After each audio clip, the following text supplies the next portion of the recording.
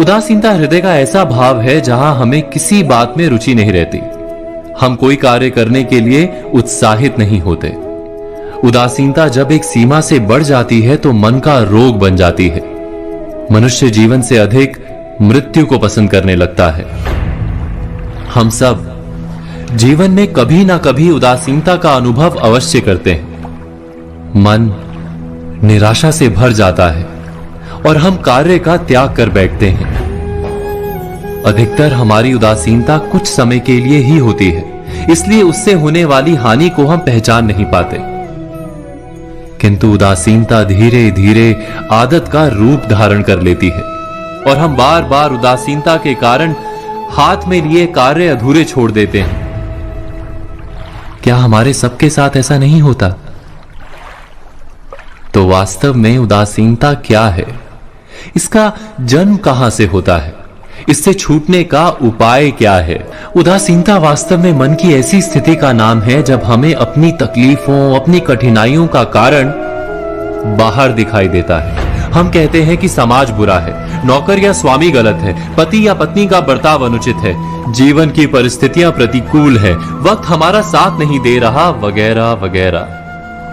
और जब दुख का कारण बाहर होता है तो उसको बदलने का हमारे पास कोई मार्ग नहीं होता। क्या ये सत्य नहीं? हम समय को किस प्रकार बदल सकते हैं? परिस्थितियों में कैसे परिवर्तन ला सकते हैं हम? अर्थात हम स्वयं को निस्सहाय मानने लगते हैं और वहीं से उदासीनता का जन्म होता है। क्या ये सत्य नहीं? प्रश्न ये है कि क्या हमारी सारी विपदाओं का कारण बाहर है या स्वयं हमारे भीतर है? हमारे बुरे हालात क्या दूसरों के कारण है? क्या हमारा परिवार हमारा शत्रु है? क्या समाज दुश्मन है? या हमारी परिस्थितियां हम स्वयं निर्मित करते हैं? विचार कीजिए। पतझड़ में पत्ते गिरा देने वाली ठंड क्या वृक्ष के साथ दुश्मनी कर रही है? नहीं, ऋतु चक्र तो अपना कार्य करता है। उसे पेड़ के साथ ना दुश्मनी है ना दोस्ती। ऋतु चक्र के अनुकूल हो जाना वृक्ष का कर्तव्य है। ठीक वैसे ही समाज कभी किसी व्यक्ति का ना मित्र होता है ना शत्रु।